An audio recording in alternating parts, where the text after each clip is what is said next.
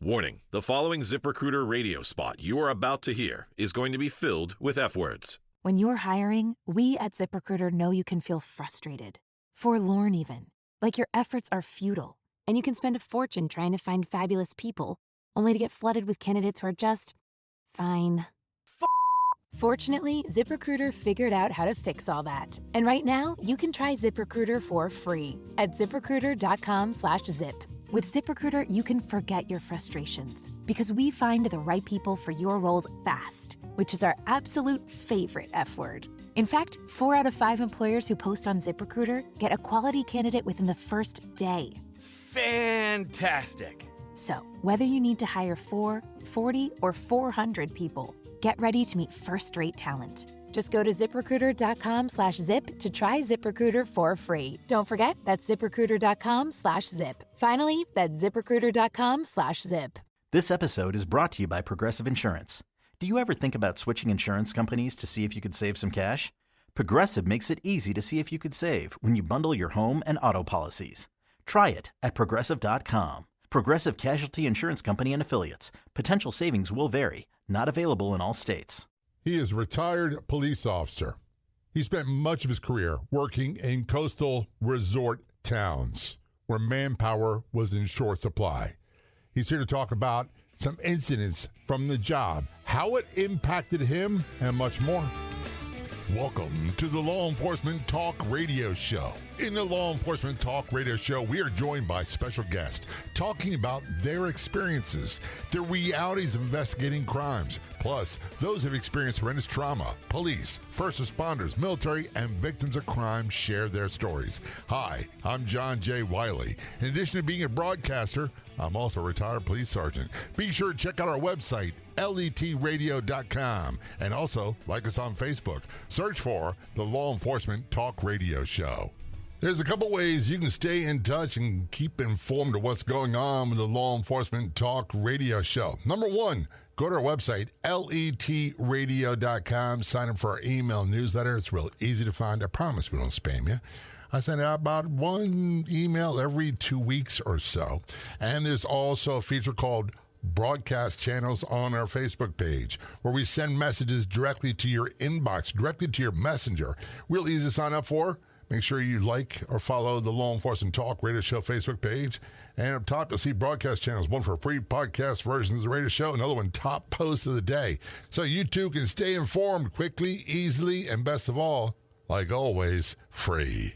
Contact us from the great state of North Carolina. We have Dr. Dondi Day on the Law Enforcement Talk Radio Show. He is a retired police officer from the Apex, North Carolina Police Department who worked in lots of coastal resort communities. We think it would be a piece of cake, and usually is not. And I'm kind of surprised at some of the stories I'm going to tell him. He's going to talk about some of the impact on him from police work, the realities of doing the job. He's also authored the book, Ghost Smoke and the Badge, a memoir of brotherhood, fear, and a weight of duty. And his website is dr.dondi.com. That's dr.dondi.com. Dr. Dondi, thanks for being a guest on the Law Enforcement Talk Radio Show. Thanks for your service. Both very much appreciated. Yeah, thank you. Thank you for having me. By the way, I got to tell you a story. I teased this earlier. I knew one other guy with the name of Dondi. He spelled his first name a little different. He used 2 E's instead of I. I was in a gunfight with him. He did a murder. He murdered someone, took their Corvette, robbed them, got in a gunfight with me, and it was an all-out brawl. Thank goodness he survived. I survived as well. But you're the second Dondi I've met my entire life. Right. It's very uncommon up around the Cincinnati, Ohio area. It's more common. I've met about 7 people with the same name. So yeah, it's a name you don't hear very often. Is it an old school name? Is it ethnic name, or is it a combination of both? Well, the story that I've been told by my grandmother is it's an Irish name, but it was carried over. And in Cincinnati, in the Cincinnati News-Times, there was a cartoon character named Dondi. It was a red-headed boy with blue eyes who was always into trouble, kind of like Dennis the Menace to a certain extent. And for some reason, my mother just decided to name me that. So that's how that came about. See, I'm of Irish Catholic descent. My grandparents immigrated from Ireland, and I've never heard that name before. I've heard it twice now. Right. So imagine if I go back to visit there, I'll run into some Dondis. Well, I think so, and you can actually Google it and see the old cartoon strips online. It's really interesting. Next question, before we get into your story. Were you brutalized as a child with that name? Oh, my gosh. No, not really. If anything, anytime somebody heard the name, they knew. If they knew me, they were like, "Oh, absolutely, I know him." But I couldn't hide from things, especially from my mother. No, not with. Yeah. By the way, back in the day, when our mothers would stick their head out the door or the window and say, "Get inside, it's time for dinner," and they call you by your full name, your first and last and middle name, you knew it was time to go indoors. Mm-hmm. Absolutely. And if you gave her any back talk, my mother's Irish Catholic, she would give you the back of her hand in a heartbeat. Absolutely. It was kind of interesting. In our neighborhood, I called them, for a lack of a better word, the town criers, right? They knew the kids in the neighborhood. And all they had to do was say, Dondi did this or Dondi did that. And everybody knew that was me. So I could never really hide from anything whatsoever. Well, back in the day, and we're going to walk down memory lane just a little bit, then we'll get into your story. Back in the day, it wasn't just your parents disciplined you. It was the teachers, it was the principals, and it was the neighbors. Correct. Yes, it was. And by the way, I learned respect from neighborhood boys. Yeah, absolutely. In the book that we're talking about today is really, it's my sixth book. The very first one that I wrote is about, what it's like to grow up here on the coast. It was really interesting. But let me ask you a question. Did you grow up in Ohio or did you grow up in North Carolina? North Carolina. My father was military. Gotcha. He was a Marine. Got stationed here, met my mother, loved it, settled down here. But we bounced back and forth between North Carolina and Ohio. Gotcha. Over the years. Yeah. So I was going to ask you how you wound up policing in North Carolina, but it's not a long stretch because you lived there. Yes. Yeah. We love it here. If you really like a slow coastal lifestyle, it's definitely here. I lived up in Chicago for about 9 years after I retired from Apex. And, I love Chicago. I love the area, the subdivision, the area that we lived in was very, very nice. However, the winters are brutal. It's tough. And the cost of living is so much more than it is here. I have friends in the Chicago area. I've been to some conferences in Chicago in February and in downtown Chicago, the Miracle Mile. And I don't care what they tell you. It's cold. It is really cold. When you're wearing a suit or even, the pants they give you in law enforcement, the first time you experience a 40 below wind chill wind hits you'll know it. It's brutal. It really is. It's so cold. I went to your website and I saw pictures of you, and I think you're a little younger than me, but when I started policing in the Baltimore Police Department in 1980, they gave us wool pants, which let everything in. They were cold. They were really cold. And woolen reefers for wintertime. And they would add 25, you'd have 25 pounds extra weight on you when you had the reefer on, between the gun belt and everything else. When they got wet in the wintertime, it was about 40 pounds. Yep, absolutely. And you smell like a wet dog. I don't care what you do, you're just not going to get that smell out of you. We were issued those types of pants in the shirts at one time, but they eventually switched over to like a polyester which was even worse. I mean, it would dry quicker, but you would constantly stay cold. And here on the coast, even though the temperatures are moderate, it still gets cold. It does. And that wind and all that humidity. We're talking with Dr. Dondi Day, retired police officer from Apex, North Carolina, author of multiple books. The most recent is Ghosts, Smoke, and The Badge, a memoir of brotherhood, fear, and the weight of duty. His website is dr-dondi.com. That's dr-dondi.com. And if you're on the Clubhouse drop-in audio chat app, be sure to look for me and follow me. My name's John, the letter J, Wiley, W-I-L-E-Y. You can also search for @LET Radio Show. That's John J. Wiley, W-I-L-E-Y, @LET Radio Show on the Clubhouse drop-in audio chat app. This is Law Enforcement Talk Radio Show. Don't go anywhere. We'll be right back. Please stop me if any of this sounds familiar. I'm too old to start investing in stocks. I'm too old to learn about investing. I don't have the time and energy to learn about investing. Suppose an app existed that did everything for you automatically. There is, and I've been using it. Get more details about it at letsavings.com, letsavings.com. That's the letter L, letter E, letter T, savings.com. The information is not personal financial advice, that past performance does not guarantee future results, and that investment involves risk, including the loss of principal. Warning, the following ZipRecruiter radio spot you are about to hear is going to be filled with F words. When you're hiring, we at ZipRecruiter know you can feel frustrated, forlorn even, like your efforts are futile, and you can spend a fortune trying to find fabulous people, only to get flooded with candidates who are just fine. Fortunately, ZipRecruiter figured out how to fix all that. And right now, you can try ZipRecruiter for free at ZipRecruiter.com/zip.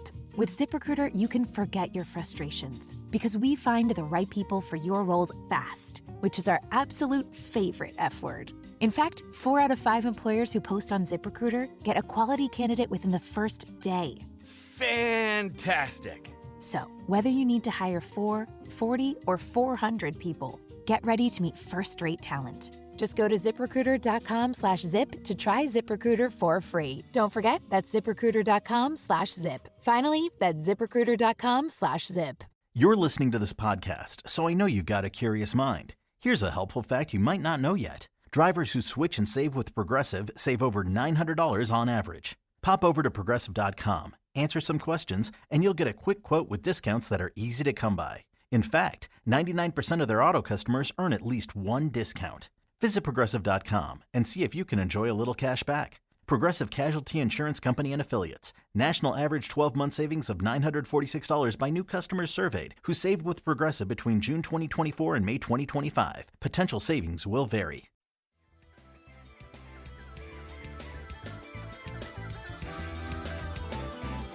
Return to conversation with Dr. Dondi Day on the Law Enforcement Talk Radio Show. He is a retired police officer from Apex, North Carolina. He worked in many resort communities as a police officer in coastal North Carolina, which we'll talk about in a few moments. Well, that stuff still happened there. He's the author of multiple books. His most recent is Ghost, Smoke, and The Badge, a memoir of brotherhood, fear, and the weight of duty. Sounds kind of heavy duty. And his website is dr.dondi.com. That's dr-dondi.com. Before we get into your books, number one, what possessed you to go into policing? Was this a calling? If you came from a military family, it wasn't something you grew up in, right? Well, yeah, actually, it was kind of inherited. My grandfather was a police officer in Cincinnati. My father was a police officer for a short time after he got out of the Marine Corps. And then I went in, and then my younger brother went in as well. So we come from a line of police officers. So, and here's the question. When I started in Baltimore Police Department, we had a lot of the more experienced officers that were Vietnam combat veterans, and they didn't play. And we had a few command staff that were Korean War veterans at the time. This is 1980. So they were around, and they made their presence known, but the main thing they talked about was respect. You always show respect. until they change the tone of the conversation. Then there's absolutely no backing down because there's an audience watching what you do. But here's before we go into your story, being in the Baltimore Police Department, I got exposed to a lot of violence, lots of crime, lots of trauma, all that stuff. And I thought, mistakenly, that the county guys, the guys that worked, and I say guys, that means men and women, that worked in the resort communities, the coastal communities, had it easy. I had no idea. Is that true? Yeah, definitely. It's a different type of law enforcement. You're dealing with a different clientele, let me put it that way. But the crime is still there. And you have bad actors coming in from a lot of different areas that, they come down and look for opportunities. They're breaking in the houses. They're breaking in the cars. There's a considerable amount of rape and assaults. I mean, you think about it, the people come down, they're having a good time. They may drink a little bit too much, have a little bit too much fun, and then you're called to deal with it. Right. And that kind of leads into some of the issues with law enforcement. When you're working in a coastal community, your backup may be anywhere from 15 to 30 minutes away. So a lot of times you are out there by yourself. And things can go wrong really quickly if you don't know how to handle things.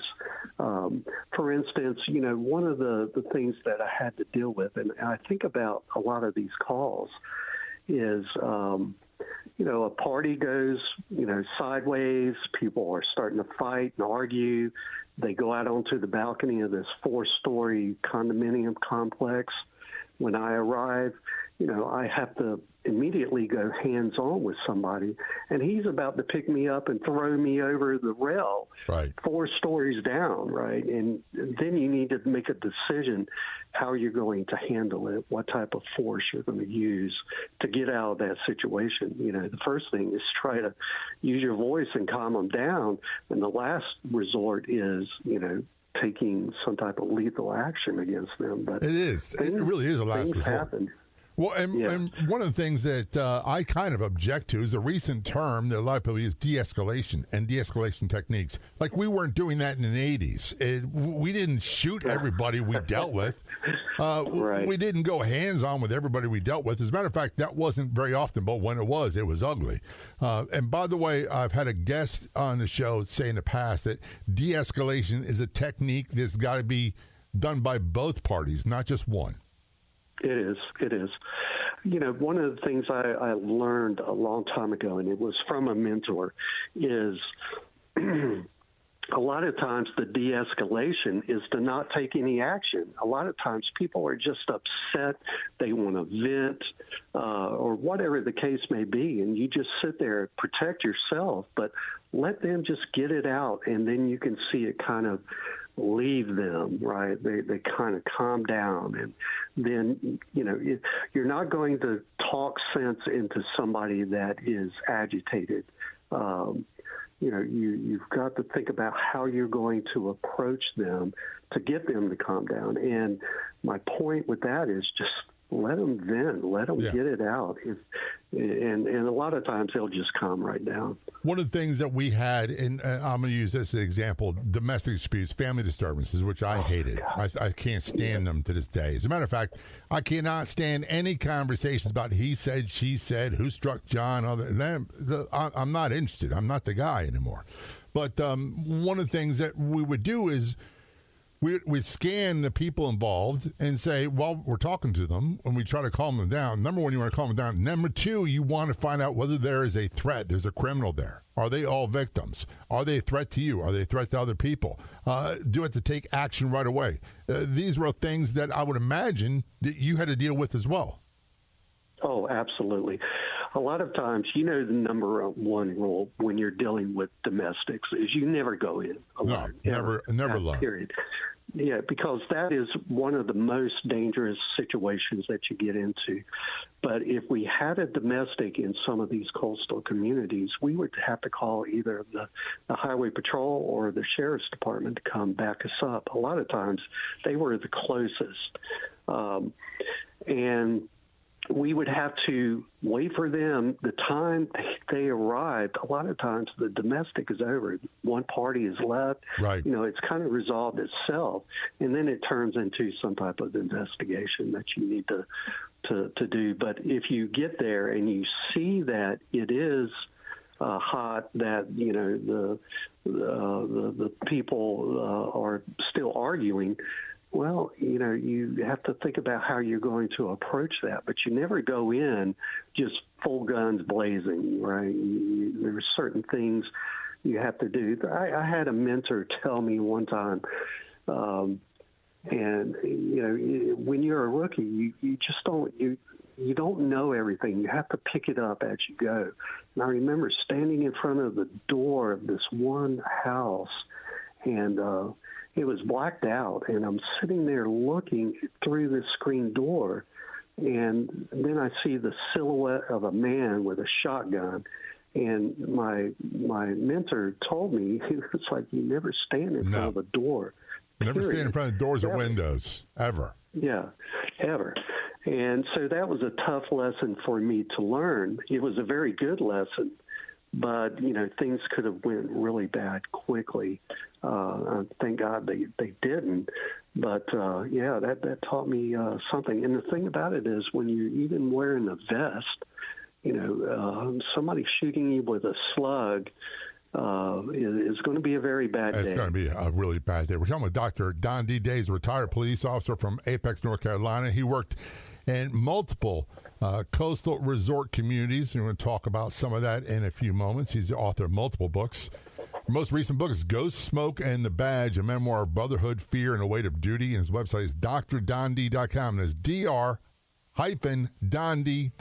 DRDONDI.com. This is Law Enforcement Talk Radio Show. Don't go anywhere. We will be right back. We used to have an app, and it was a very popular app. And then, guess what? We couldn't hold a candle to our Facebook presence. How many people have the mobile Facebook app already installed on their phone? How many people use it on their computer? Make sure you follow us. Make sure you like us on our Facebook page. Just search for Law Enforcement Talk Radio Show and Podcast, and be sure to send us a comment to one of the posts. Best of all, it's 100% free.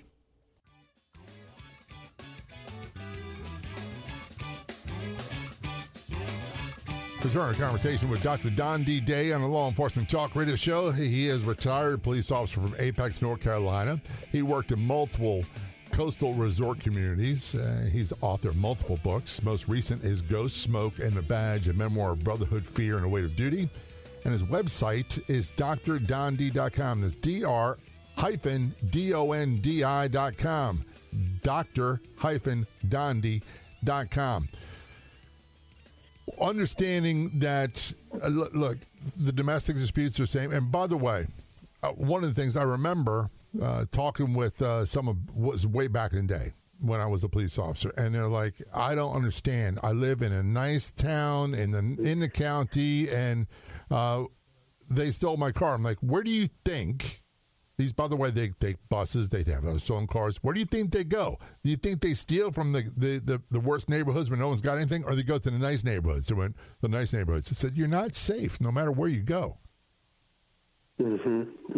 Absolutely. People, there's a fallacy. People seem, and you can see it.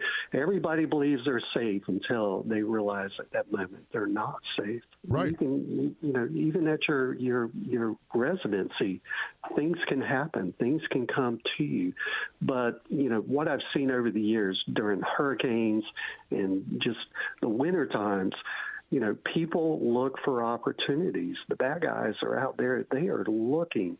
And even in the wintertime, as we talked about briefly, the wintertime, it's one of those things where, the night just drums on. You become so bored and so tired, nothing's going on, and that's when things break. Right.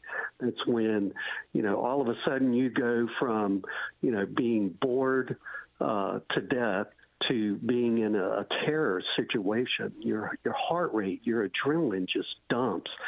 There was one night I was parked on the side of the road, just, the winter time, just just trying to stay awake. And I always sat near a curb.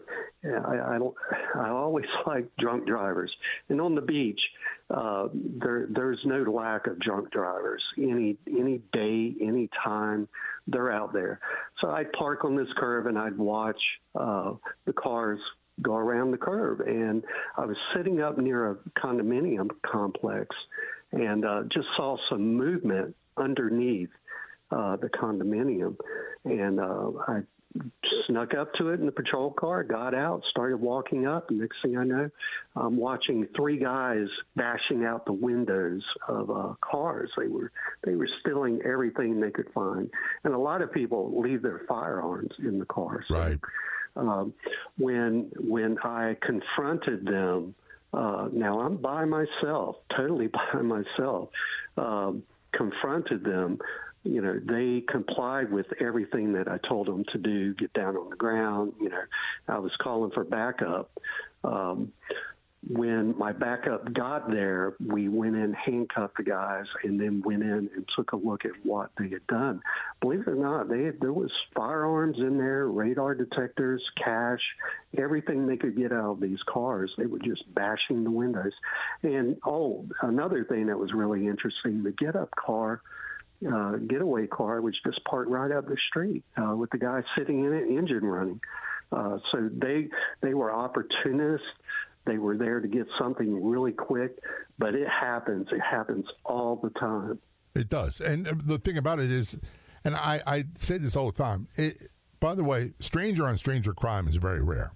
It's usually, if it's going to be someone that's going to hurt you, it's usually be someone you know. In the case of homicides, it's someone you know. However, the big exception to that is if you disrupt and you startle someone committing another crime. So I'm very much aware that while I'm walking my dog at night, I need to look at my surroundings. And some people say I'm a little hypervigilant. How about you? Oh, absolutely. You become that way, and the job actually ingrains that into you a little bit more because you need to be aware of everything going on around you. Somebody walking down the street, if they're eyeballing you, you need to be eyeballing them back. Absolutely. Let them know that you're not going to. And I have a little thing to say that I say in my mind. Don't say it aloud. My wife says it now. I'm not the one. I'm not the one you want to play with. Exactly. Sitting with your back to the door, away from the door, you need to be seeing everything. People, you see people are just complacent. A lot of times you're walking down the street and half the people you see are on their phones. They've got their faces down. They're not paying attention to what's going on.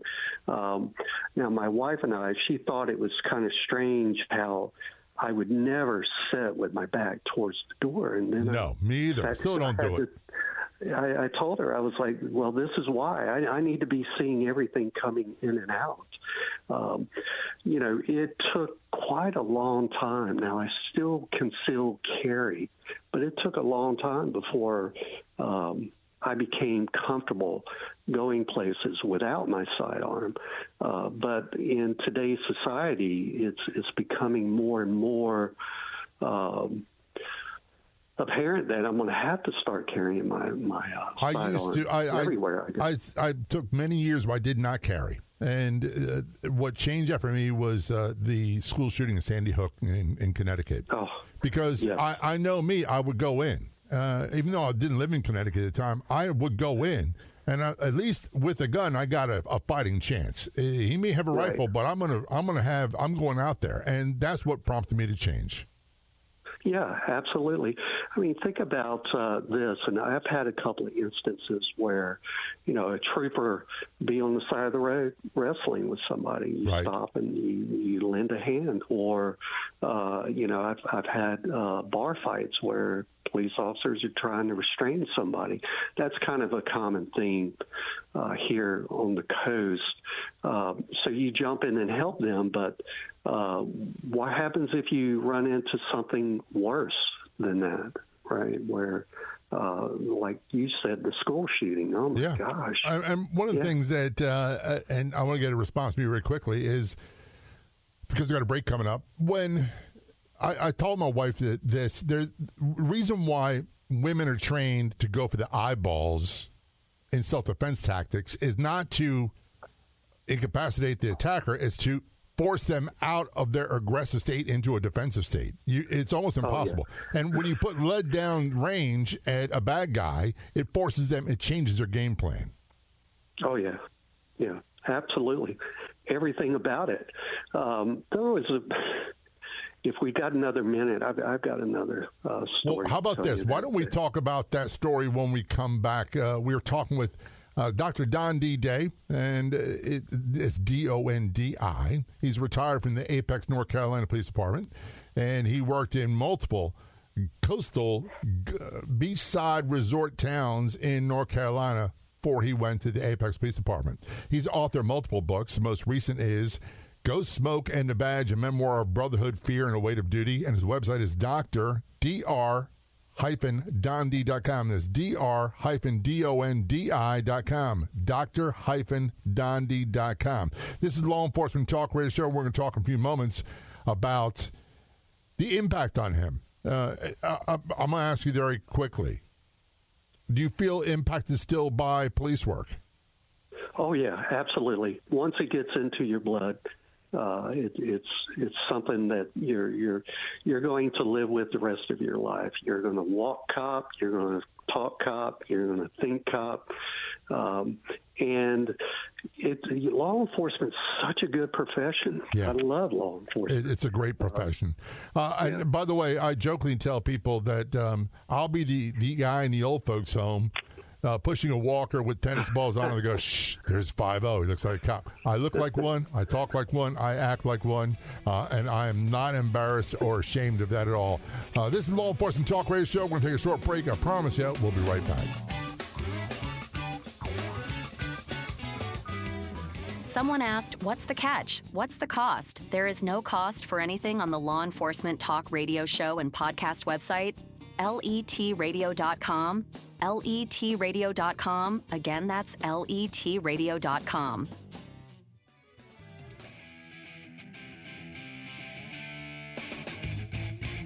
Return a conversation with Dr. Dondi Day on the Law Enforcement Talk Radio Show. He is a retired police officer from Apex, North Carolina Police Department, and he worked in multiple coastal resort towns before that. He's the author of multiple books.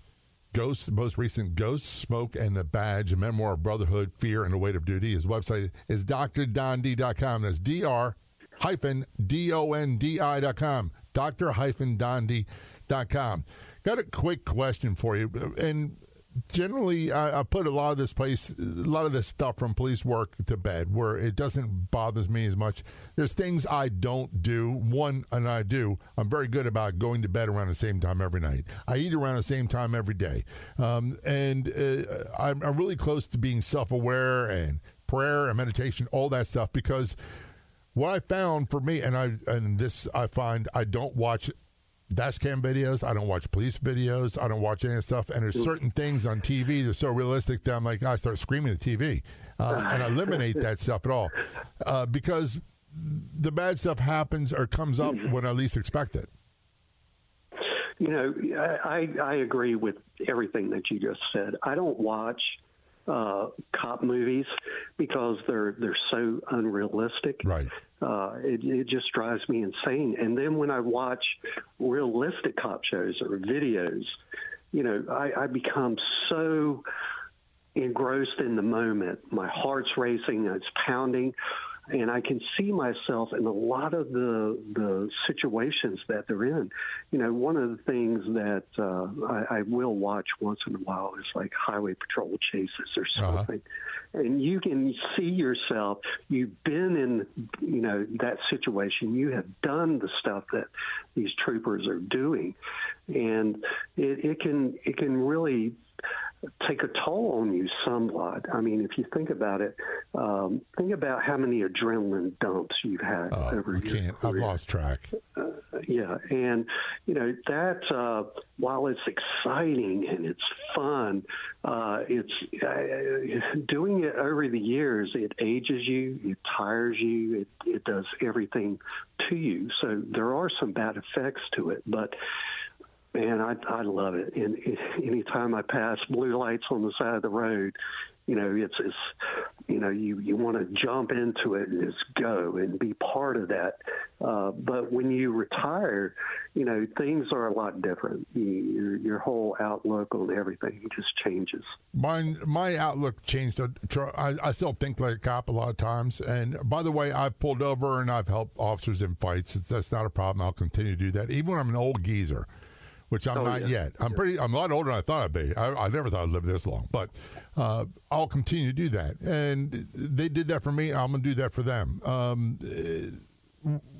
When I have to be aware, because quite honestly, Dondi, it takes so long for me to get back to what I call my center. And by the way, I used to watch some of his videos, and every now and then on my phone, I'll do that. I'll watch a video, and I hear my wife yelling from another room. You need to turn that stuff off, because I'm vocalizing the whole time. Mm-hmm. Mm-hmm. It's absolutely true. I do the same thing. I think it just becomes ingrained and wired in us, and we take the same reactions. But again, a lot of times when you are in that moment, you're reliving those scenarios that you went through. You've been through them. You know what the chase is like. You know what the wreck is like. You know all these things. I tell my wife, I'll watch a video and I was like, I've been there. I've done that. I pitted a car and I've seen it wreck. I've seen it flip over, roll over so many times, or people get ejected from it. Bad things happen. But I think that's what it is you're just reliving that moment yourself. And that's why you become so vocal. You start screaming out, put it down. Or, there was one gentleman stopped. The first thing he did was he got out and he reached under the seat, and which I was already drawn down on him. And he pulls out a handgun, and he doesn't point it at me. He just throws it on the ground and starts running. And I'm screaming at him. I was watching a video of something very similar the other day, and I was like, I've been there. I've seen it. I've done it. Yeah. And what they don't explain, and by the way, I've adopted an attitude, especially on the Facebook page. 99% of responses that people get in the Law Enforcement Talk Radio Show Facebook page are positive. There's a few that are like, well, why didn't they tase him instead of shooting him? I'm like, well, we had a saying back when I was policing, and we didn't have tasers back then. By the way, tasers fail 25 to 40% of the time. That's the estimate. And it's not it's intended for when people resist arrest. It's not intended as a weapon for self-defense when it comes to lethal force. And we had for example, I don't feel it's my job to educate people the 21-foot rule when it comes to edge weapons. Oh, gosh, and people don't understand that. They're like, well, he's a long ways away. Why did they have to shoot him? Because he's within 21 feet and he can get to you and stab you, many times. It's not just a knife. It could be a bat. Oh, yeah. It could be a pipe. It could be anything. We just had an officer, I think in New Jersey, a sergeant who shot a guy armed with a bat, very confrontational, and the state is bringing charges in. He's being charged with manslaughter and for on-duty shooting of a guy armed with a baseball bat. Wow. And that could have been us. You and I, we were in law enforcement about the same time. So I went in 87. And like you, we didn't have tasers. No. In fact, we didn't even have pepper spray. We had batons. What did they say about pepper spray when they issued mace? Was what you called it? Yeah, pepper spray in a vest. And they say mace only works on on innocent bystanders and police. It doesn't work on anybody else. You're right about that. But yeah, the law enforcement has changed over the years. but for whoever it is bringing charges against that officer, I think a lot of the issues that I've seen over the years is it's armchair quarterbacking. Exactly. It's people making these assumptions, and they don't know. They weren't there. They totally disregard Supreme Court findings about police, and they proceed anyway. Yes. But and we'll get to your story in a moment.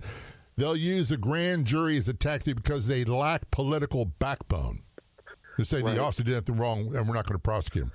So your most recent book you wrote is Ghost Smoke and a Badge, a memoir of brotherhood, fear, and a weight of duty. Did you write that for cathartic reasons, or do you have a story to tell?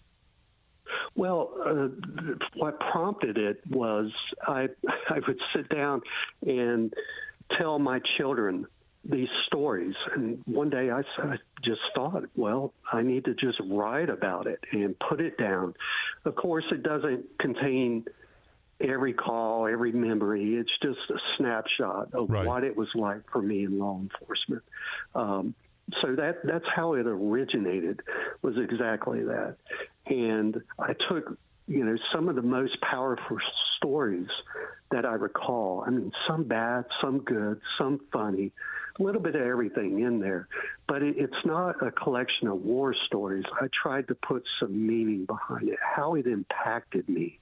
And the reason that I went from law enforcement into retirement into a second career, all of that's in there. And my motivations for doing it are in there as well. Well, for me, it was, quite honest, I needed something to do. Because, and by the way, the pension that I got from getting hurt was not enough to live off of.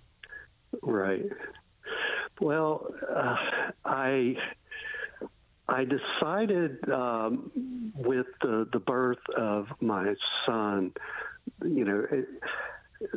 a lot of people that are outside of first responders or military, they don't truly appreciate or know the sacrifice that people like that are making.